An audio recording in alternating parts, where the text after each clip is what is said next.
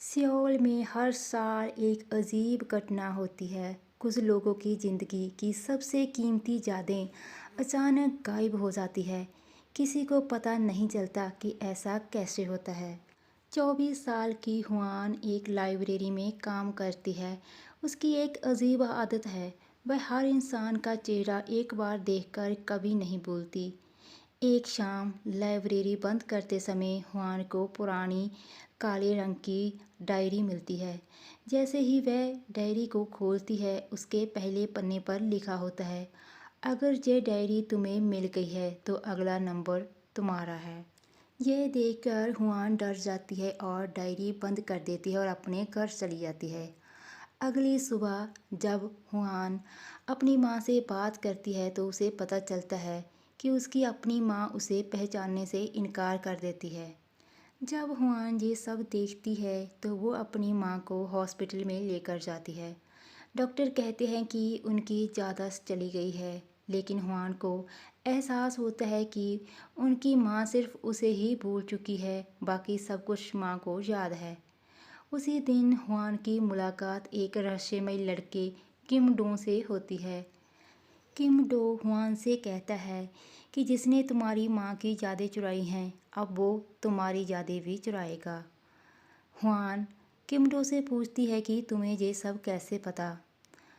किम dough मुस्कुराता है और कहता है क्योंकि मैं भी कभी उसकी तरह यादें चुराता था।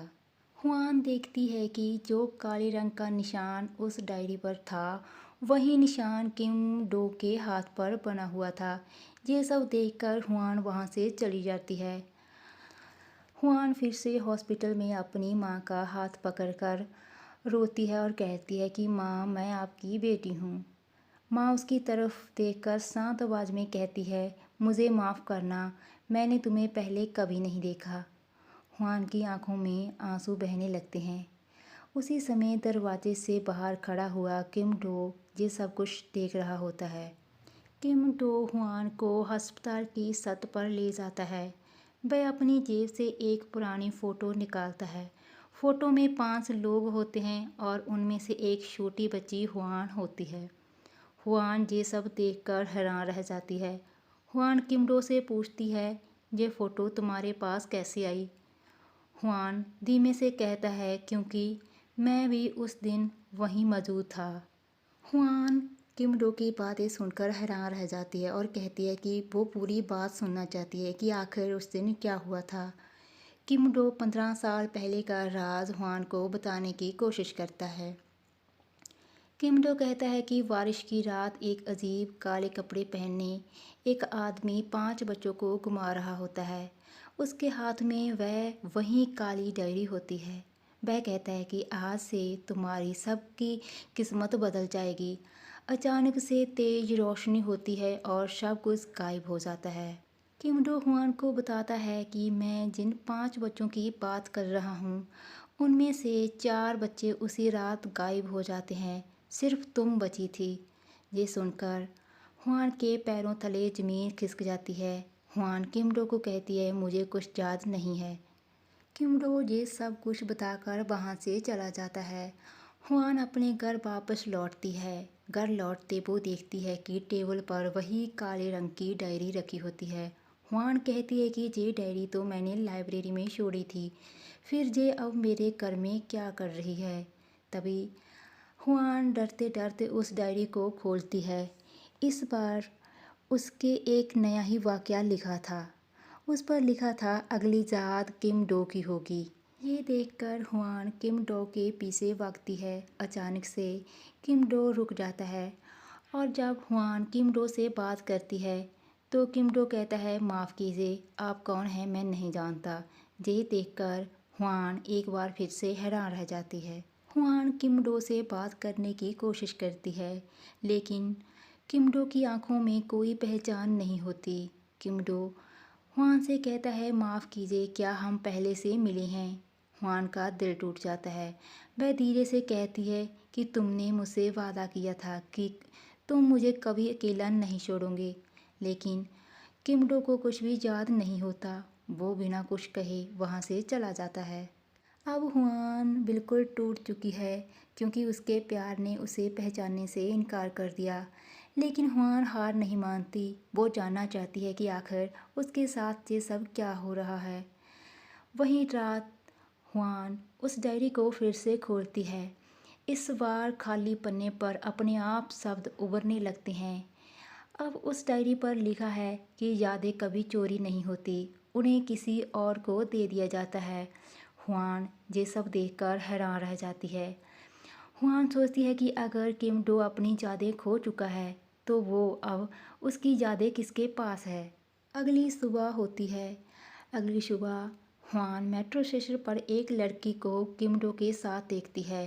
किमडो और वो लड़की एक दूसरे के साथ हंसकर बातें कर रहे थे। ये देखकर हुआन हैरान रह जाती है। हुआन छिपकर उनकी बातें सुनने की कोशिश करती है। वह लड़की मुस्कुराकर कहती है कि तुम हमेशा कहते थे कि मैं तुम्हारी सबसे अच्छी दोस्त हूँ। और हुआन भी मुस्कुरा देता है और कहता है कि हाँ, तुम ही मेरी सबसे अच्छी दोस्त हूँ। ये सुनकर हुआन के होश उड़ जाते हैं। वो कहती है कि कल तक तो किम डो की सबसे अच्छी दोस्त मैं थी, लेकिन वह तो इस लड़की को कभी जानता नहीं था, फिर अब इस लड़की को कैसे पहचानता है। हुआन को उस लड़की पर शक होने लगता है। इसी वजह से हुआन उस लड़की का पीछा करती है। वह लड़की एक पुरानी घड़ी की दुकान में जाती है। दुकान के अंदर दीवार पर 5 पुरानी तस्वीरें टंगी होती है। उनमें से एक तस्वीर में हुआन खुद होती है और बगल बगल में वही रहस्यमयी लड़की। लेकिन हुआन को उस लड़की के बारे में और उस तस्वीर के बारे में कोई याद नहीं होता। तभी दुकान का बूढ़ा मालिक अपनी दुकान पर वापस आता है। दुकान पर हुआन को देखकर वह डर जाता है और कांपती हुई आवाज़ में कहता है, तुम जिंदा कैसे हो। यह देखकर हुआन चौंक जाती है क्योंकि वो उस बूढ़े मालिक को नहीं जानती थी। हुआन कहती है कि क्या मतलब। बूढ़ा आदमी कहता है, 15 साल पहले उस आग में तुम मर चुकी थी। हुआन के चेहरे का रंग उड़ जाता है। अब हुआन को गुस्सा आता है उस बूढ़े आदमी पर, जिसकी वजह से हुआन उस बूढ़े आदमी का कॉलर पकड़ लेती है और कहती है, आप क्या कह रही हैं, मैं जिंदा हूँ, मैं आपके सामने खड़ी हूँ। बूढ़ा आदमी डर जाता है और कांपते हुए एक पुराना अखबार निकालता है। पुराने अखबार की हेडलाइन होती है कि पुराने अनाथ आश्रय में आग में 5 बच्चों की मौत हो चुकी है। तस्वीर धुंधली है लेकिन उनमें से एक चेहरा बिल्कुल हुआन जैसा दिखता है। हुआन ये सब देखकर हुआन के हाथ कांपने लगते हैं। हुआन अपने घर वापस चली जाती है। हुआन देखती है कि उसके घर आते ही उसी रात डायरी अपने आप खुलने लगती है। अब इस पर लिखा होता है, अगर तुम ये सच्चाई जानना चाहती हो तो आधी रात को मिरर ब्रिज के पास अकेले आना। हुआन डर जाती है लेकिन वो जाने का फैसला करती है। अब रात के 12 बज चुके हैं। पुराना पुल बिल्कुल खाली होता है। अचानक पीछे से एक आदमी की आवाज़ आती है, आखिर तुम आ ही गई। हुआन मुड़कर देखती है। सामने काले कपड़े पहने वही रहस्यमयी आदमी खड़ा होता है।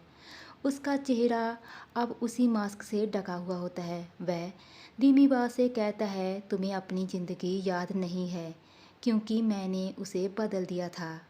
हुआन को गुस्सा आता है। वो कहती है कि तुम कौन हो, आखिर मेरी यादें क्यों चुराई। आदमी हंसते हुए कहता है, मैंने तुम्हारी यादें नहीं चुराई, मैंने तुम्हें एक नई जिंदगी दी है। वह एक पुरानी चांदी की चाबी हुआन के तरफ फेंकता है और कहता है, अगर तुम सच जानना चाहती हो तो कमरा 307 खोलना। इतना कहकर वह धुएं से गायब हो जाता है। क्या वो काले कपड़े पहने हुए आदमी किमडो था? क्या हुआन की यादें किमडो ने चुराई? क्या राज है 307 नंबर कमरे का? क्या हुआन जाएगी 307 नंबर कमरे में? जानने के लिए देखिए अगला पार्ट।